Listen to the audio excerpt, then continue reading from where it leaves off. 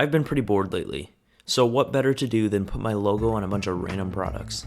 So the first product I wanted to design was a custom gaming console, and I'm not gonna lie, it looks a little bit like an Xbox. I just used basic box modeling to model the general shape of it, and then I used an array modifier along with a cylinder to create the ventilation.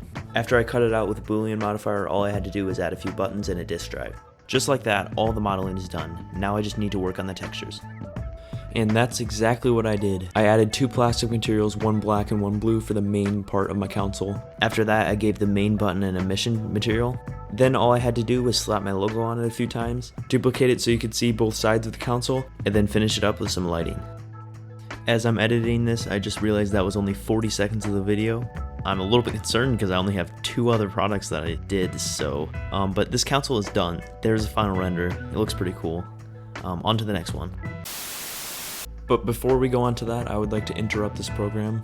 If you haven't clicked off the video already by some miracle, you're probably going to now. This is the part where I tell you that only 12% of my viewers are actually subscribed. I know nowadays everyone is just begging for your subscription, but seriously, if you like my videos and you want to see them right when they come out, you should consider subscribing. And so I got to work on my next product, a pen. This one was actually pretty easy to model. It was really basic. I modeled it after another pen I found on the internet, and it didn't take very long. It was very simple.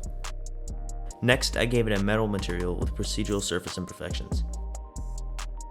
After that, I changed up the materials by giving the top section and clip a plastic material, as well as making the middle section less shiny. And then there was the most crucial step, spending about 1 hour trying to figure out how to UV unwrap my logo onto it. I'm not exactly sure what went wrong, but it took me so long to figure it out.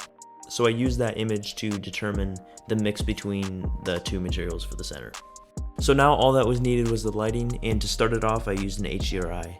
I get all my HDRIs from HDRI Haven, and yeah, this one was a nice studio one.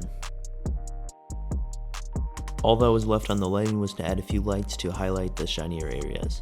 So yeah, the pen is now finished, and I would say that it's looking pretty stylish.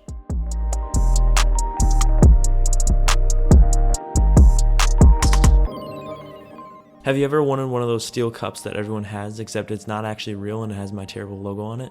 No? Well, here it is anyways. So the modeling for this was once again very easy. I just added in a cylinder and then used edge loops and scaled them in and out. After that, I added a solidify modifier, and for the lid I used basically the same techniques, except I added a hole for drinking with a Boolean modifier. It was finally time for shaders, and to start it off I modified the metal shader to make it a transparent plastic. I use the same metal shader for the rest of the cup, except I turn on anisotropy, I hope I'm saying that right, to give it a more brushed metal look. Then all I had to do was put my logo on it, and I did that with the same technique I used with the pen. And it's now done. This one's not exactly my favorite. I just couldn't get it to look exactly right with the anisotropy on.